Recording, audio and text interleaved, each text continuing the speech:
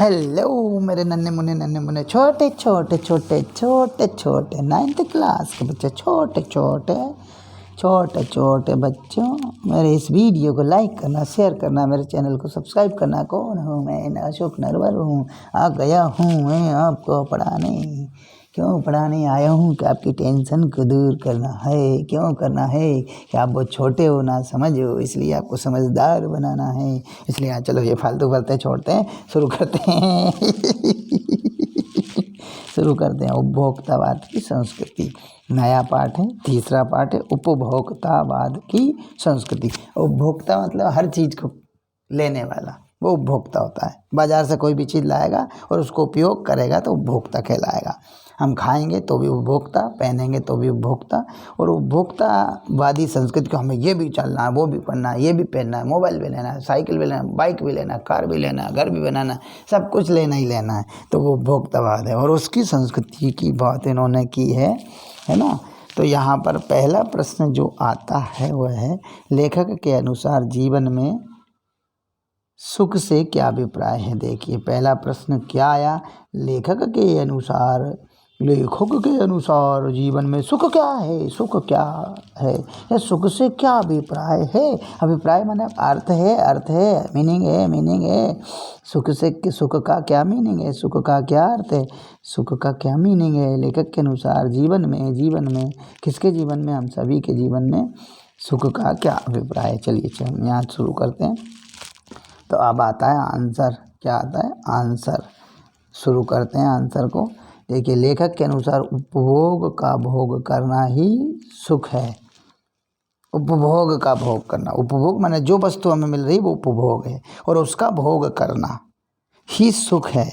लेखक के अनुसार उपभोग का भोग करना ही जीवन में सुख है, अर्थात जीवन को सुखी बनाने वाले उत्पाद ज़रूरत के अनुसार भोग करना ही सुखी जीवन का आधार है, या करना ही जीवन का सुख है। अर्थात का मतलब है फालतू शब्दों में अटका रहा है। काय रे कवि, काय रे लेखक, काय को अटका रहा है उन सब बेचारे छोटे छोटे बच्चों को। अरे जीवन मतलब हम रोज़ जो जीवन जीते हैं उसमें सुखी बनाने वाली ज़रूरत की चीज़ें, जो हमारे जीवन को सुखी बनाती है वो चीज़ें, उन्हीं को कहा उत्पाद। जो चीज़ें हमारे जीवन को सुविधाजनक बनाती हैं, फैसिलिटी देती हैं, जो चीज़ें, चाहे वॉशिंग मशीन हो, चाहे शावर हो, गीज़र हो, चाहे आपका साबुन हो, तेल हो, बर्तन भांडे हों, कुछ भी हो, वो सब चीज़ें क्या उत्पाद हैं। और उन उत्पादों से हमारी ज़रूरतों पूरी होती हैं। उन ज़रूरतें पूरी हो जाने से हमें सुख का अनुभव होता है, सुख की फीलिंग होती है। तो अर्थात जीवन को सुखी बनाने के वाले उत्पाद, जीवन को जो सुखी बनाने वाले उत्पाद हैं, जो चीज़ें हैं, उत्पाद मतलब चीज़ें, तो उत्पाद का ज़रूरत के अनुसार भोग करना ही सुख है, जीवन का सुख है, जीवन का सुख है। तो ऐसी कोई दिक्कत नहीं। देखिए लेखक के अनुसार उपभोग का भोग करना ही सुख है। पहली चीज़ तो नहीं बताई, उपभोग का भोग करना ही सुख है। क्या बताई? उपभोग की चीज़ें जो है उनका भोग करना ही सुख है, अर्थात जीवन को सुखी बनाने के वाले उत्पाद या चीज़ें ज़रूरत के अनुसार भोग करना ही जीवन का सुख है, ये बता दिया। चलो ठीक है, मान लिया। अब आगे आया, आज उपभोक्तावादी संस्कृति हमारे दैनिक जीवन को किस प्रकार प्रभावित कर रही है। तो आज की जो उपभोक्तावादी संस्कृति है हमारे जीवन को किस प्रकार प्रभावित कर रही है। क्या हमारे जीवन पर अच्छा प्रभाव डाल रही है, क्या हमारे जीवन पर बुरा प्रभाव डाल रही है। अच्छा प्रभाव मतलब क्या हम लोगों के बारे में सोच रहे हैं, लोगों की सुख सुविधा चिंता, उनके ऊपर दया धर्म आदि दिखा रहे हैं? नहीं दिखा रहे हैं। जबकि उपभोक्तावादी संस्कृति सिर्फ स्वयं के लिए भला सोचना, स्वयं का ही सब कुछ होना, दूसरे भाड़ में जाए, है ना, अपना काम बनता भाड़ में जाए जनता, इस तरह की अगर सोच है तो वो कहलाती है उपभोक्तावादी संस्कृति। लेकिन यहाँ उन्होंने पूछा है कि क्या उसका प्रभाव हो रहा है हमारे दैनिक जीवन पर? बिल्कुल हो रहा है, और बुरा प्रभाव हो रहा है। अच्छा नहीं हो रहा है, बुरा हो रहा है। आज की उपभोक्तावादी संस्कृति हमारे दैनिक जीवन को बुरी तरह से प्रभावित कर रही है। बुरी तरह से, अच्छी तरह से नहीं, अच्छी तरह से नहीं कर रही। आज की उपभोक्तावादी संस्कृति हमारे दैनिक जीवन को, हमारे रोज़ की जीवन को, डेली लाइफ को पूरी तरह से प्रभावित कर रही है, बुरी तरह से प्रभावित कर रही है। इसके कारण पूरी तरह से प्रभावित कर रही है। इसके कारण हमारी सामाजिक नींव खतरे में है। बुरी तरह से प्रभावित कर रही है, इसलिए सामाजिक नींव खतरे में है। मनुष्य की इच्छाएं बढ़ती जा रही हैं, मनुष्य की ज़रूरतें बढ़ती जा रही हैं, मनुष्य की आदमी की इच्छाएं बढ़ती जा रही हैं। तो वो इच्छाओं के कारण दूसरों को कष्ट दे रहा है। इच्छा बढ़ेगी, मनुष्य आत्म केंद्रित होता जा रहा है। स्वयं के लिए सब कुछ होना चाहिए, दूसरा भाड़ में जाना चाहिए। तो ये होता है आत्म केंद्रित होना, माने खुद अच्छा और दूसरे भाड़ में जाए, है ना। दूसरे के लिए कुछ मिले न मिले, मुझे ही सब कुछ मिल जाए, यही कहलाता है आत्म केंद्रित होता जा रहा है। सामाजिक दृष्टिकोण से यह एक बड़ा खतरा है। सामाजिक दृष्टिकोण से मनुष्य का आत्म केंद्रित होना बहुत बड़ा खतरा है। समाज के हिसाब से अगर सोचें, दृष्टिकोण में समाज के हिसाब से सोचें तो एक बड़ा खतरा है। चलिए आगे चलते हैं, अगले उत्तर को लेते हैं। तो आज की उपभोक्तावादी संस्कृति हमारे दैनिक जीवन को पूरी तरह से प्रभावित कर रही है। इसके कारण हमारी सामाजिक नींव खतरे में है। मनुष्य की इच्छाएं बढ़ती जा रही हैं, मनुष्य आत्म केंद्रित होता जा रहा है। सामाजिक दृष्टिकोण से ये एक बड़ा खतरा है। तो यहाँ पर ये इतना बताया। आगे थोड़ा बड़ा उत्तर देखिए। गांधी जी ने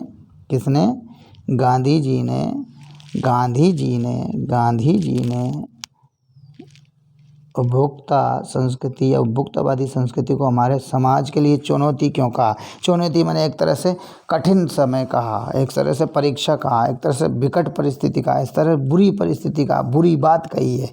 ये कहा चुनौती मैंने बुरी है। ये उपभोक्ता संस्कृति हमारे समाज के लिए बुरी है।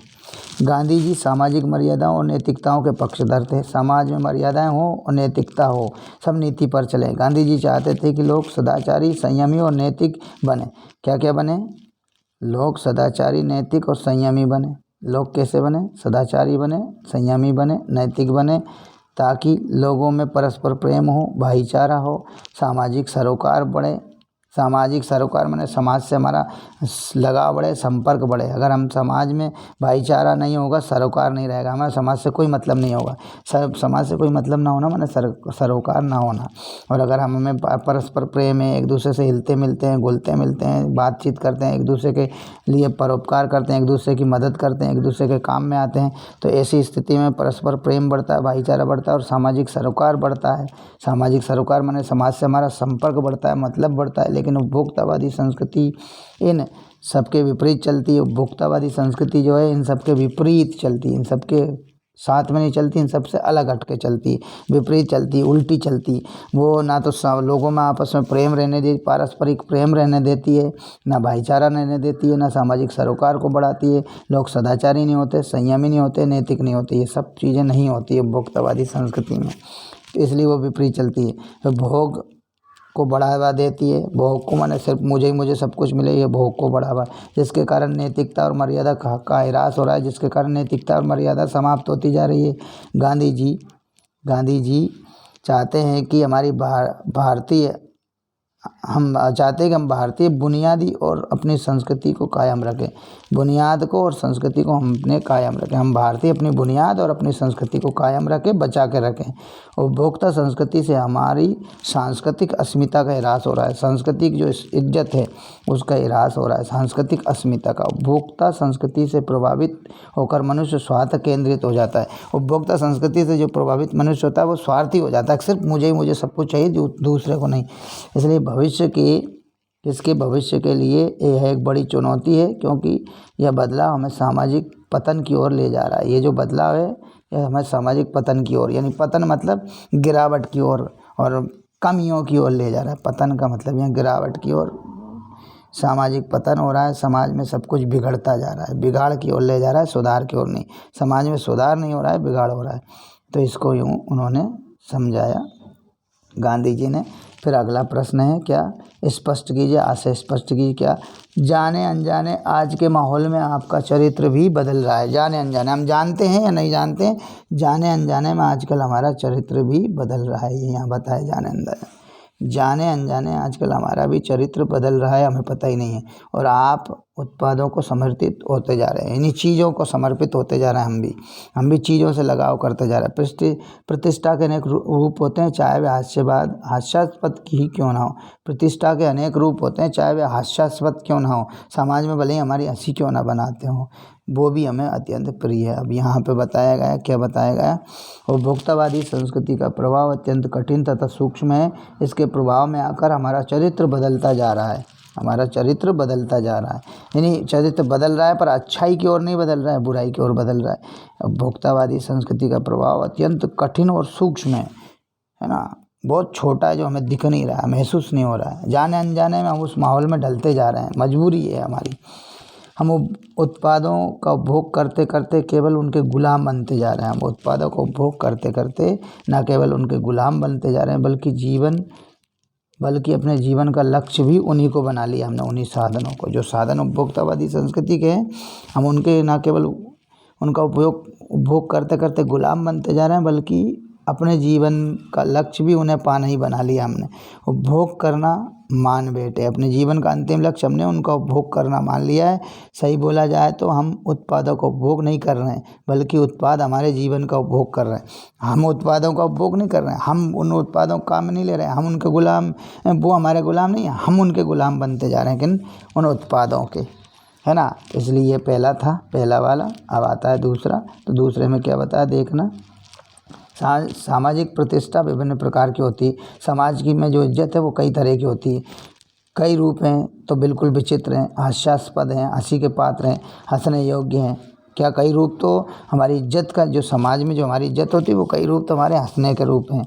अपनी सामाजिक प्रतिष्ठा को बढ़ाने के लिए ऐसे ऐसे कार्य और व्यवस्था करते हैं लोग, ऐसे ऐसे कार्य और व्यवस्था करते हैं कि अनायास ही हंसी फूट पड़ती है, अनायास ही हंसी आ जाती है, अचानक ही हंसी आ जाती है ना।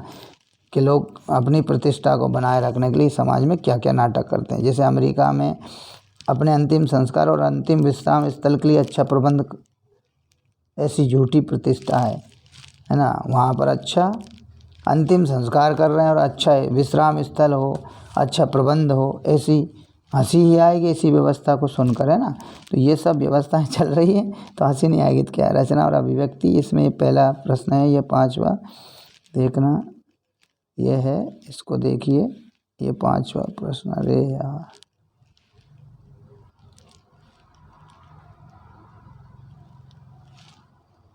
ये है ना। इसमें क्या दिया गया देखना। कोई वस्तु हमारे लिए उपयोगी हो या ना हो, लेकिन टीवी पर विज्ञापन देखकर हम उसे खरीदने के लिए अवश्य लालायित होते हैं। क्यों? भले ही वो चीज़ हमारे लिए ज़रूरी हो या ना हो, टीवी पर विज्ञापन देखकर हम उसे खरीदने के लिए अवश्य लालच में आ जाते हैं, लालायित होते हैं, है ना।